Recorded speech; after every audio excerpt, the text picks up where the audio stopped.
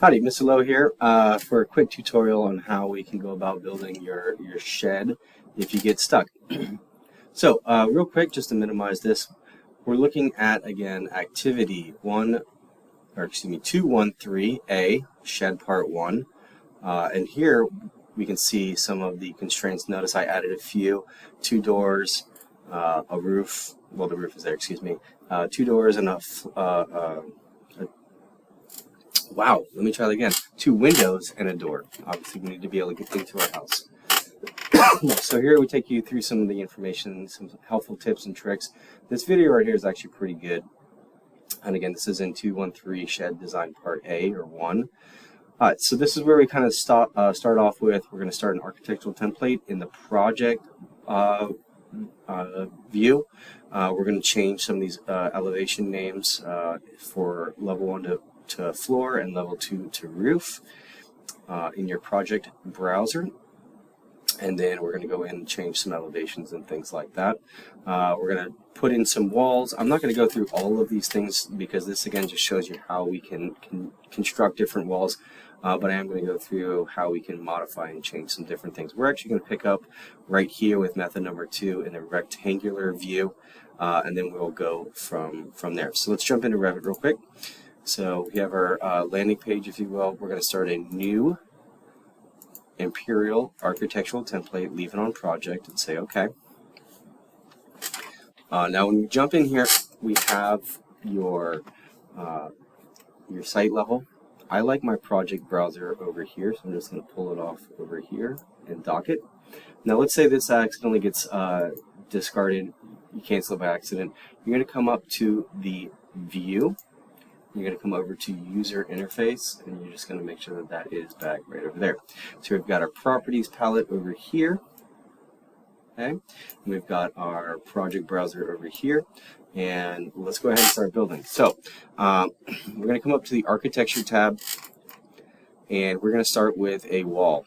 We're going to start with an architectural wall, or you can just double click on that icon there. Okay. I'm going to close it out. It accidentally came up. So we're just going to use the architecture rectangular tool. I'm going to drop my square somewhere inside of here. We're using a generic wall, 8-inch generic wall. If you drop this down, you can see that there's a bunch of different options here. Brick on metal studs, masonry, partitions. Okay, so again, for right now, we are just using, since this is just a simple shed, we're just going to use a generic 8-inch wall. Okay, so click once to activate the square. I'm going to release my mouse and then click again, knowing that it's not the correct size, because again, the size constraints that we need to go with, okay, are 12 by 16. Okay, so right here, 12 by 16, and a height of 8 feet tall. One exterior wall must be brick. Okay, so to do this here, what I actually need to do is I still have my rectangle tool on. I'm going to hit escape twice on my keyboard. Okay, that exits out of that tool. And now to edit this side, I have to click on this wall here. So I'm going to click on that, and I'm going to click on the dimension, and I'm going to type in 16. Since this one's already longer than the one I actually selected to get this one, I'll make that my 16-foot wall. It doesn't matter as long as one wall is 16, okay, and the other wall is 12. Select this one now, it's going to jump over here. So I'm going to make this one 12, say OK, and now that is dimensioned properly. So you notice if I clicked on this, you see this blue arrow here. Yeah, that just changes which direction a component sits. And so if you put up, for example, a window on the inside and the sill would be on the outside, you would click that. Okay, if you had a door opening into a room instead of against a wall, you would click on a blue arrow like that to get that. We selected the center line of this wall. So this is actually going to be bigger than 16, right? So this is actually going to be 16.8, right? Just so you know. And now if we had selected the exterior when we did that, okay, that would have been actually 16 foot proper, but that's okay. We did that on purpose. And again, where that is if you click on this, okay, we see wall center line, right? So if I wanted to get the outside, I would do core exterior face. So the exterior face, or the finish exterior face, is technically the outside of it. The core face is still has whatever the siding is on top of it, so finish face would be the exterior.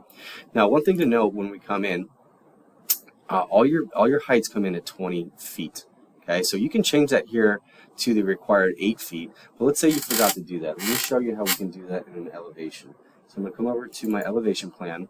Okay, we can see here's my elevation. Well, first of all, let's change the actual elevation names now. So the first one, selecting level 1, right clicking, and this is going to be the floor. Okay, hit enter. I want to say yes to keep that corresponding level, and that's at 0, 0. That's our grade. Hey, whoops, my bad. And I'm going to right click on level and rename that, and that's going to be roof. Roof is on fire. Alright, so now that's at roof. But we want our roof to start at 8 feet, right? Right now it's at 10 feet. Okay, so if I click on that, I'm going to hit 8 and hit enter. And now that locks it into place there, so now that can't be moved. Alright, but our roof is going to be starting at the top of the wall, right? And our wall needs to come down here. So all you need to do is grab the top of that, find that blue arrow, okay, and then bring it down, and it will snap to grid. And you can do this for all of these from this view, okay? Or if you want to, you can go into the other views. But again, think smarter, think faster, okay? So that does take time, right? When you could simply just do that normally in this ribbon tab up here. So let's check the 3D view. Now, if you notice over here, the 3D view is not automatically included in just the simple project browser. So going up to view, we're going to select three-dimensional view. Now we have our basic structure here. It's just 4 walls. Let's check the fine, realistic detail of it. Okay, it looks like concrete, go figure. Okay, now let's go ahead and add a floor in. So we're going back up to architecture. And we're going to find floor here.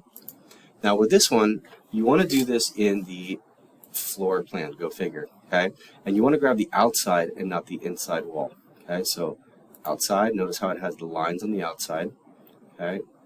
Lines on the outside, and that sets that flooring. Now in the curriculum, it says to select, and I'm going a little bit out of order, but that's okay. It says to select the wood joist 10-inch finished wood. Okay, so I'm going to go ahead and do that, and when I come up here and I hit the check mark, now we'll see some lines that do pop up.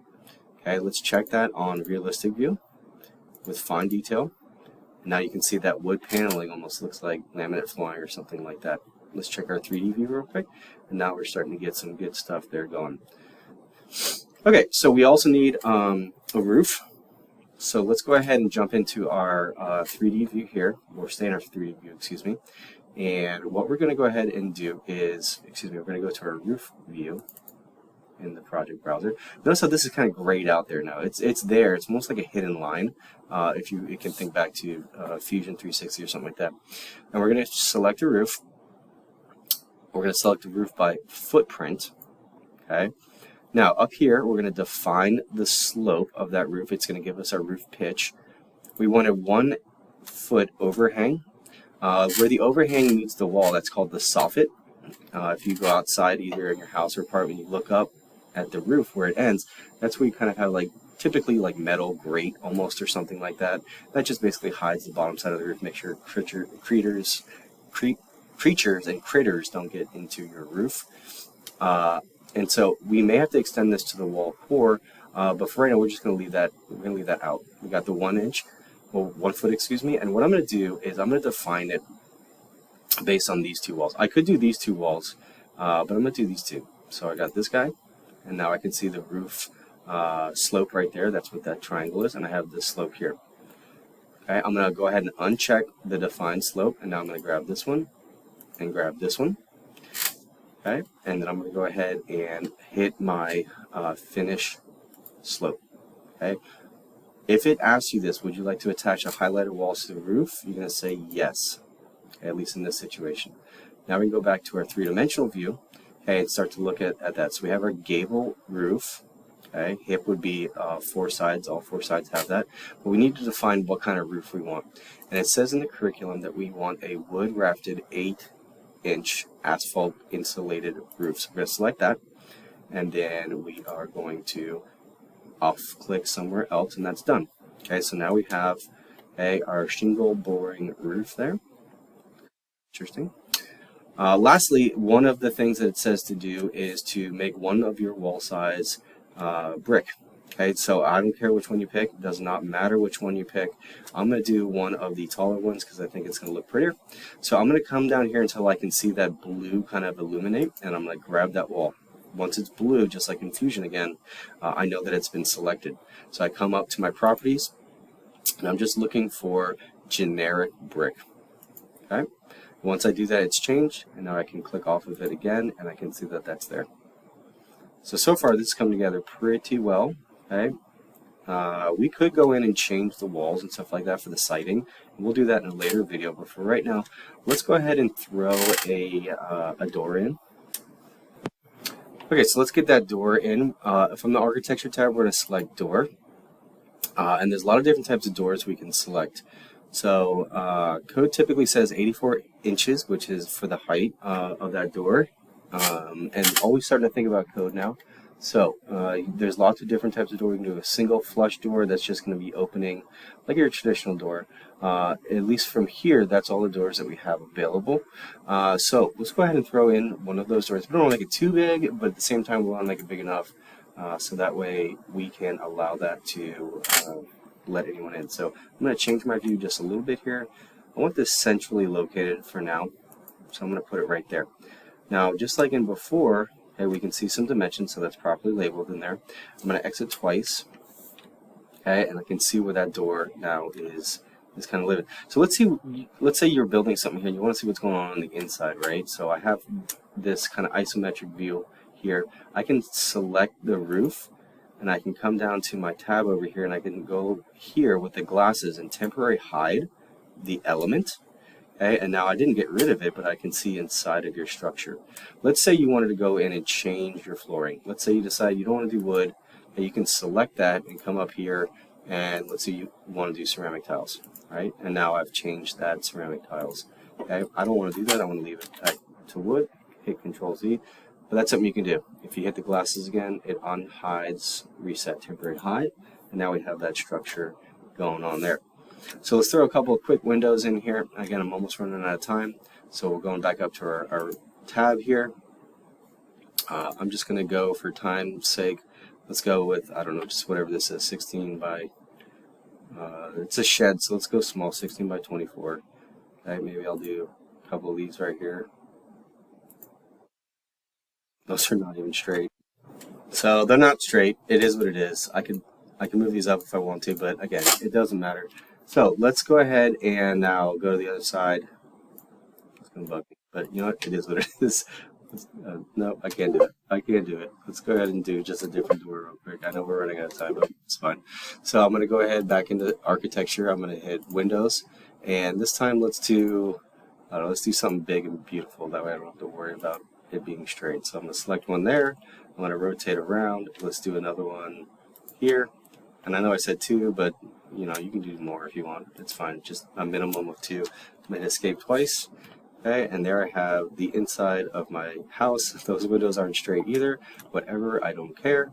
But there you go. That's the beginning of the stuff that we can add to our shed. Hopefully this was helpful. In later videos, we're going to look at how we can go in and modify all of this stuff and make it our own. But again, this is only part 1. All right, thanks. Have a good day.